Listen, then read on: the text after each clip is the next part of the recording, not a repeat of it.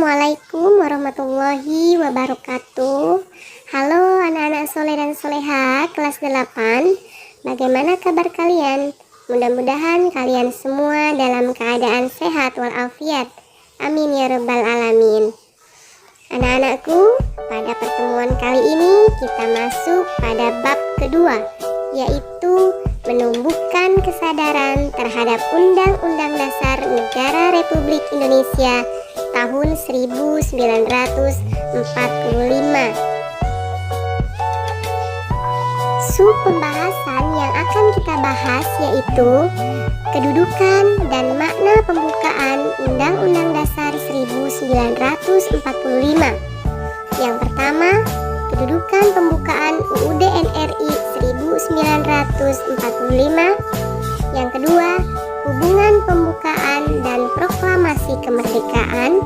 Dan yang ketiga, pembukaan memuat pokok kaidah negara yang fundamental.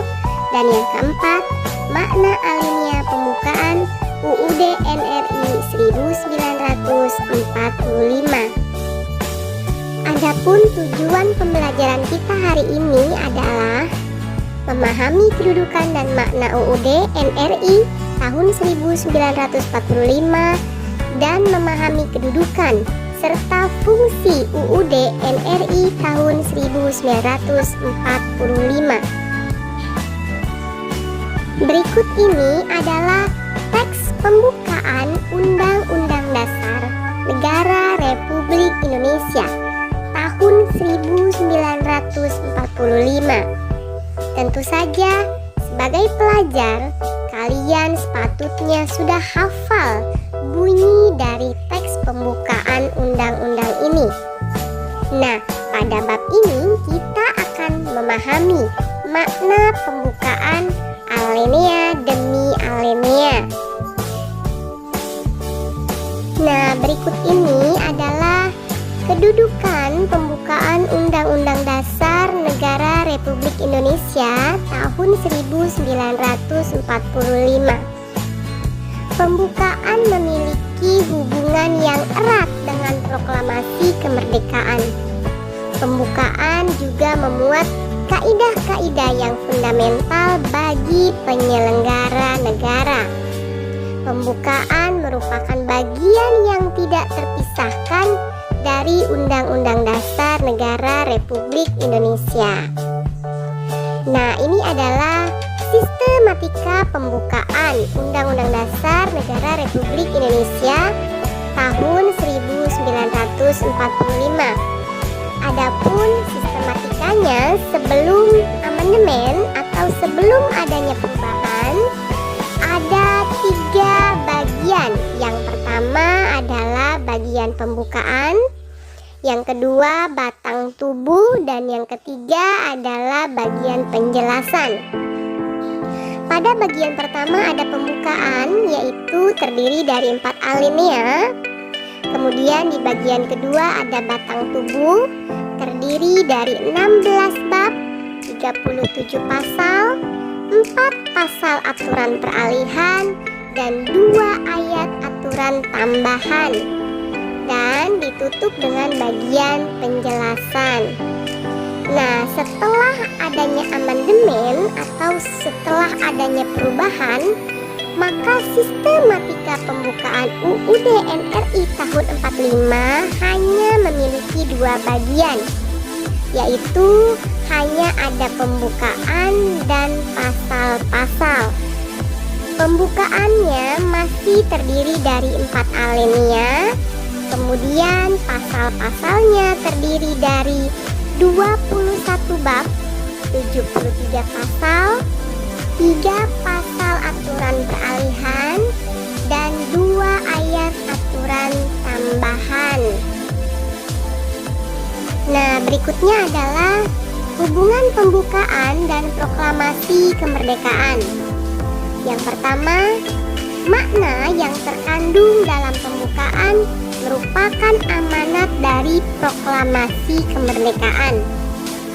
Bagian yang kedua, proklamasi kemerdekaan memuat 2 hal pokok, yaitu pernyataan kemerdekaan bangsa Indonesia dan tindakan yang harus segera dilakukan dengan pernyataan kemerdekaan.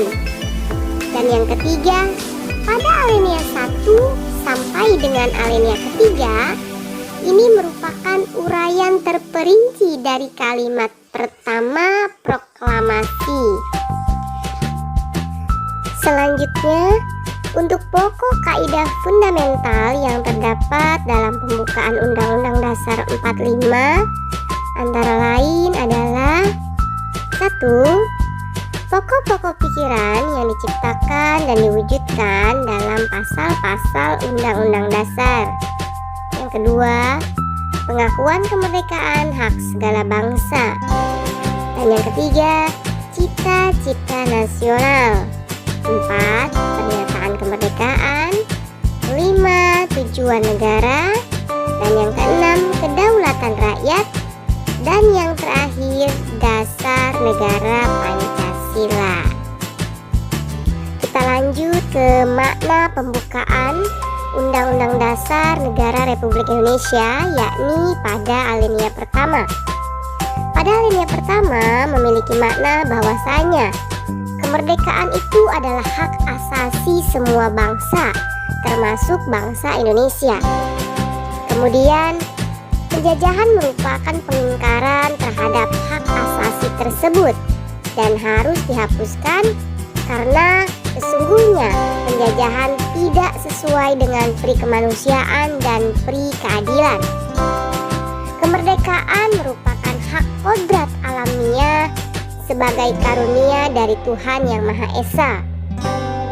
Dan yang terakhir adalah bahwa penjajah secara moral harus melepaskan semua jajahannya.